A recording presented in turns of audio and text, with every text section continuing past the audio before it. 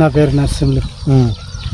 కేసీఆర్ ఉన్నప్పుడు రైతు బంధు మంచిగా వచ్చింది, కేసీఆర్ కిట్ వచ్చింది, కళ్యాణ లక్ష్మి వచ్చింది, కరెంటు మంచిగా వచ్చింది. ఇప్పుడు కళ్యాణ లక్ష్మి లేదు, కిట్టు లేదు, కరెంటు చక్కగా వసూలు లేదు, ట్రాన్స్ఫరాలు కరెంటు ఇస్తలేడు చక్కగా, చాటలు కాలిపోతున్నాయి. ఎందుకన్నా ఇస్తామని చెప్పిన 24 గంటలు కరెంటు లేదు, ఏం లేదు. కరెంట్ స్టార్ట్ అయ్యేది ఉంది, ఫుల్ కరెంట్ 24 గంటలు 20 గంటలు లేదు, వచ్చింది కూడా ఫుల్ వస్తలేదు. చాటలు కాలిపోతున్నాయి బాయిలకాడ. నీళ్ళు ఇస్తా అన్నాడు చెరువు గుంటలకు, నీళ్ళు లేవు ఇంతవరకు, ఏది వస్తలేదు. రైతు బంధు కూడా లేదు. మళ్ళీ ఊరి కోతలకు వచ్చినాయి. నర్మటకు వచ్చి రైతు బంధు ఇచ్చిందని చెప్తాను కదా. రైతు బంధు అది దేవునికి ఎరక, ఎకరానికి ఇస్తా అన్నాడు. ఆ ఎకరానికి కూడా గతి లేదు, అది దేవునికి ఎరక ఎత్తా అని అంటాడు. కానీ అది వేసులు లేదు, పడులు లేదు, ఇంతవరకు ఏది లేదు. గతంలో ఇట్లా కేసీఆర్ ఉన్నప్పుడు ఇట్లా అయిందా? కేసీఆర్ ఉన్నప్పుడు కరెక్ట్ రైతు బంధు ఇచ్చిండు, కేసీఆర్ కిట్ ఇచ్చిండు, కరెంట్ 24 గంటలు వచ్చింది, మోటార్లకు ట్రాన్స్ఫరాలకు ఏం కాలే. ఇప్పుడైతే చాటర్ అయితే ఇప్పుడు మన మాదే 2 వల్ల కలిపోయింది, 3,000 ఒక షాటర్.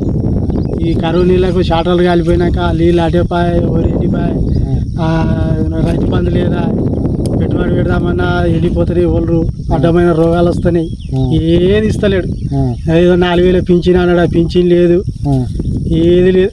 చక్కగా బతుకమ్మ చీరాలు అంటే ఎవరికో 4గురికి ఇచ్చిండు, వచ్చి అయిపోయింది. అదేందో గ్రూపులు అలా పెట్టి ఇచ్చిండు, కూడా లేదు.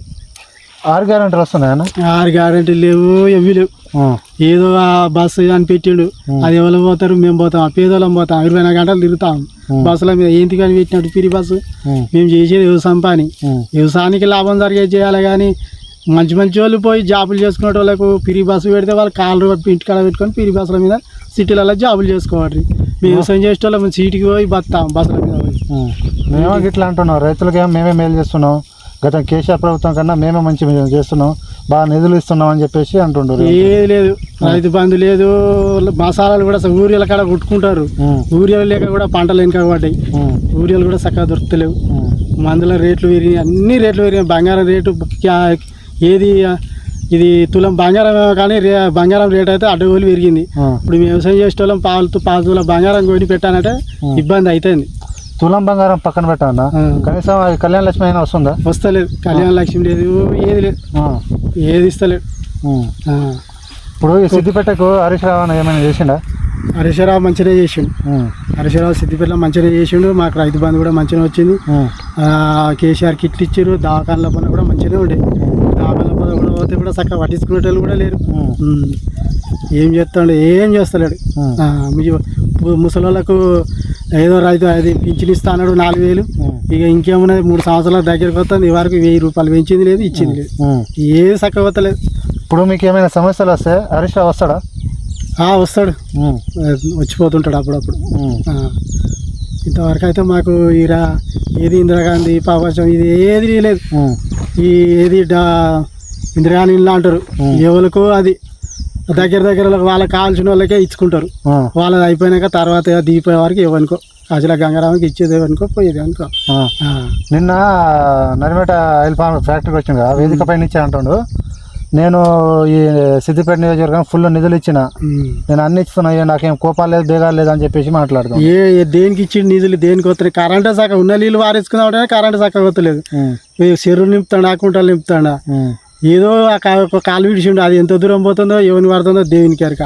ఈ పైప్ లైన్లన్నీ మీ భూమిలోకి వేసిండు, ఒక పైప్ లైన్ నీళ్ళు వచ్చింది లేదు, పారింది లేదు మాకైతే. ఇప్పుడు తెలంగాణ రాకముందు సిద్దిపేట ఎట్లా ఉండేనే? సిద్దిపేట ఘోరంగా ఉండే, తిరగటానికైనా పబ్లిక్ తిరగటానికైనా చాలా ఇబ్బంది ఉంది. కొద్దిగా ఇప్పుడు అన్ని కుళ్ళ అయిపోయినాయి, మంచిగానే ఉంది ఇప్పుడు వరకు. ఆయన ఉన్నప్పుడు అయితే మంచిగానే నడిచింది. కాకపోతే రైతు బంధు దళితుని 3 ఎకరాల భూమి, ఈ డబుల్ బెడ్రూమ్ లేక అంతా ఫెయిల్ అయిపోయింది. కానీ అంత ముందుకు మంచిగా నడిచింది. ఇప్పుడు నిన్న అదే నర్మేటకు వచ్చి ఆ వేదిక పైన నుంచి అన్నాడు, సిద్దిపేట నుంచి నా కాంగ్రెస్ ఎమ్మెల్యే గెలిపియండి, కాంగ్రెస్ మంత్రి పదవి ఇస్తా అని చెప్పేసి రేవంత్ రెడ్డి అంటారు. కాంగ్రెస్ని గెలిపించుకుంటారు మరి? ఇక అది జనం తాడు ఉన్నది, మనం ఒక్కల చేసేది కాదు. మనం మన ఇంట్లో మనుషులే మనకి ఇట్లా, అది ఎవరు వస్తారో దేవునికి ఎరక. ఇక దాని గురించి మనం ఏం చెప్పలేము. ఎందుకంటే ఆ రేవంత్ రెడ్డి ఆ మాట అనడానికి కారణం ఏంది? హరీష్ రావు ఏమైనా పనులు చేస్తలేడా?